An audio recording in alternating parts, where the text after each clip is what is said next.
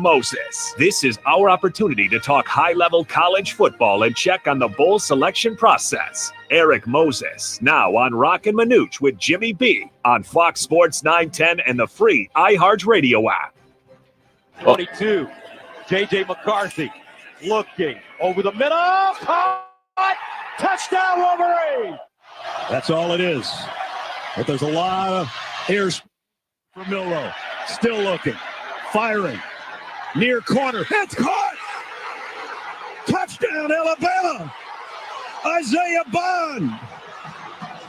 On You're hot. And a mile. Busy weekend coming up here in college football. Joining us is the CEO of the Verbo Fiesta Bowl and Guaranteed Rate Bowl, Erik Moses.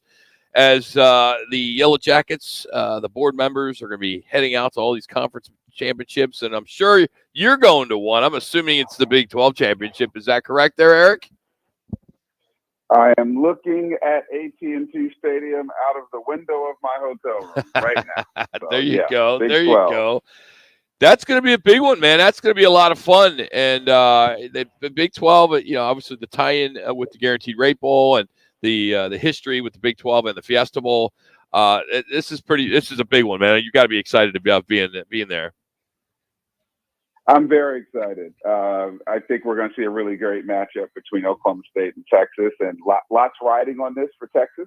And I think maybe a little bit less so for Oklahoma State, other than bragging rights. And I know that they relish the fact that they're playing for the Big 12 championship rather than their cross-state rivals in Oklahoma, who will be leaving the conference soon. And I suspect there are some loyal Big 12 fans who would love to see Oklahoma State beat Texas, since Texas is leaving the conference as well. Oh, big time. Yeah, absolutely. I'm curious now that we're just about at the end before the selections come down, and what is it like for you and your team as you guys prepare for who's going to be in the Verbo Fiesta Bowl? Yeah, well, we're waiting to see how things shape out, and this weekend championship games could play a big role in that, to see who stays in that 4 going into the semifinals. I'm seeing a lot of projections of Washington and Alabama in our game. I think there's some other projections out there as well, but we could have a barn burner, and we're looking forward to it.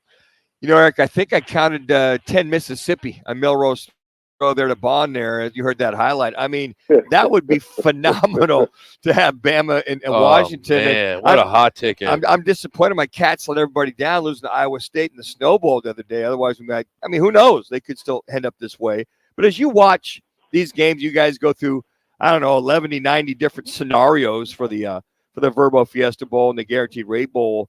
Is it leaning one way or the other, kind of hedging one way or the other, depending on the outcome of this weekend? I think, there for the Guaranteed Rate Bowl, as you guys know, we get our selection. We pick 5th in one conference and 6th in the other. And so which teams from those conferences bump up into the playoff has some bearing on the pecking order there. And then we just have to wait. It's like the NFL draft. You know who's on your board and you know who you'd like, but you have to wait to see who drafts before you. So we have an idea of the 3 or 4 teams in each conference that might be available when it comes our time to pick. We've had conversations with all of those teams. Continue to have conversations. If you hear my phone dinging during this interview, it's because there's probably an athletic director or a head coach sending us a text telling us how much they unanimously, everyone who has reached out has talked about how much they want to come to the Valley of the Sun and how much they want to be in Phoenix playing their game. So I think that's a great testament to what we've been able to do over the years. Let's talk about the Guaranteed Rate Bowl. It's one of my favorite games. December 26th, Chase Field, indoors. It's a great place to watch a football game. And as you look and say the Big 12 side, the big guys aren't going to be there because of the pecking. You said the 5 and the 6, but you're looking at possibly Manuch's Kansas State Wildcats or the team that he dislikes, that being Kansas. But you could see a Texas Tech or a West Virginia. Of those 4 schools, I know you don't have favorites, but is there one that's better than the other because they travel better? That makes more sense economically for the bowl? Those are the kinds of things that we're taking into account, as you would expect. Mm-hmm. Other things like how many days does the team plan to be in town? Okay. Because that represents new dollars coming into our economy. Are there notable opt-outs on those teams? Or guys that aren't going to play? What's their travel history for the bowls that they've been in recently? What's their alumni base look like in the state of Arizona or in our region? We're trying to, and as much as we can, project who's going to have a better showing and whose fans are going to be more excited about coming to see us. We know Kansas sold really well last year when they went to the Liberty Bowl. Their fan base, I think, is pretty excited because they haven't had a whole lot of football success in the last decade or more. But K-State has been accustomed to more success. And they've been here a lot of times. They've been in the Valley a lot of times, both on the guaranteed rate side, but also at Fiesta Bowl. So we shall see. I mean, I think all of those kinds of things get thrown into the mix. And then ultimately, like I said, we pick based on who's left. So on the Big Ten side, it's looking like Northwestern or Maryland. And both those schools have a lot of guys in the media, right? That doesn't hurt. Right? That's not bad, right? And I've heard from a few of them already, which is not bad at all. So my view is we need as many people with as big microphones, as megaphones as possible to promote these games. And so, yeah, I think we've got some good choices between those two. Northwestern is such a great story, given the challenges they had at the beginning of the season with their coach. And these kids have really just rallied to make certain that this season was a success. They're getting ready to build an $800 million new football stadium, state-of-the-art out there in Chicago.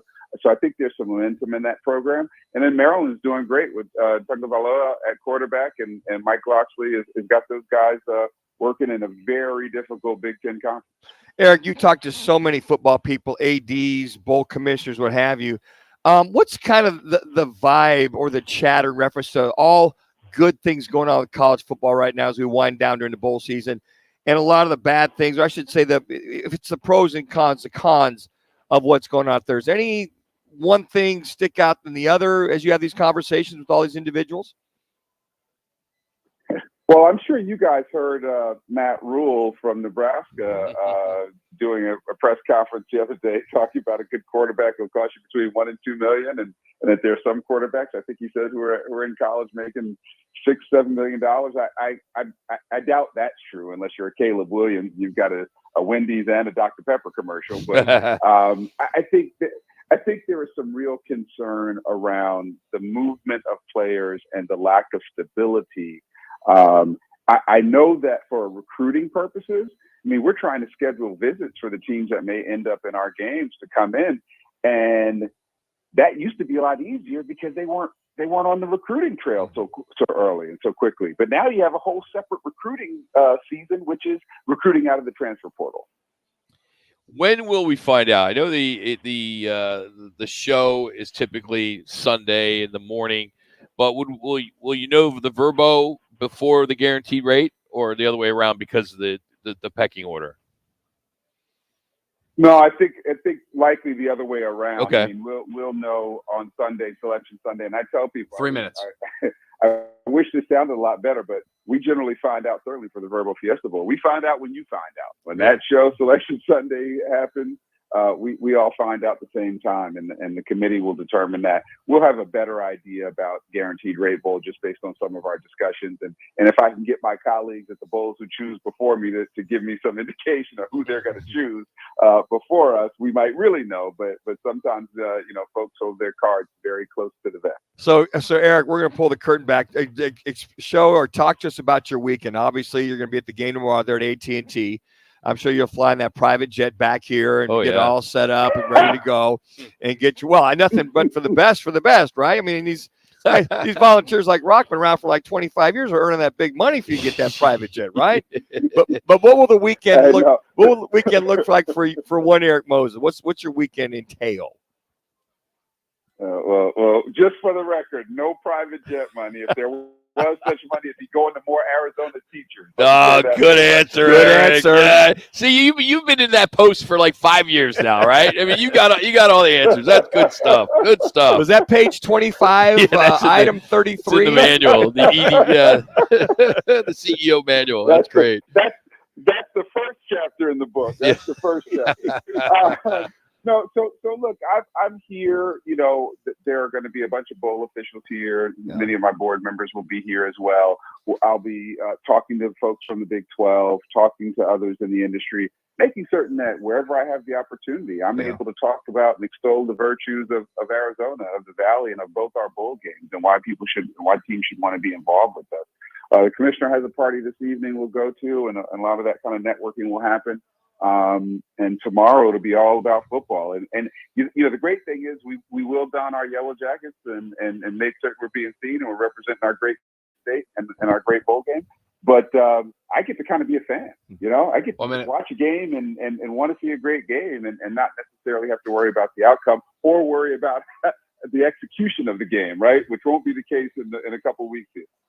Erik, as always, man, we love our Fridays, man. We appreciate you coming along, especially when you're on the road. Enjoy it, and we look forward to Sunday and having two great bowl games, 4 great fan bases. It's the best time of the year here in Arizona. So thanks as always, buddy. Appreciate it. You guys are the greatest. Thank you for all you do. That's Erik Moses, your CEO and head honcho of the Big Dog Fiesta Bowl and Guaranteed Rate Bowl. So basically what I'm being told is that there'll be the show on Sunday morning, and around 12:30 or so there'll be the announcement for the Verbo Fiesta Bowl pairings, and then a little bit later in the afternoon it'll go official. But they'll know because if it's Northwestern Maryland versus Texas Tech, Kansas, or whoever it may be. So it'll be a great game either way. Go to fiestabowl.org. You can get tickets now. I encourage you to try to get your tickets today before tomorrow when it gets leaked out on who some of these teams are that are coming, if that's the case after the conference championship. So it's a good stuff. So and I'll have a link up on my website if you want to go through me and get your tickets. You're more than welcome. There's the Fiesta Bowl member right there. There's the perk. I got to keep my number 1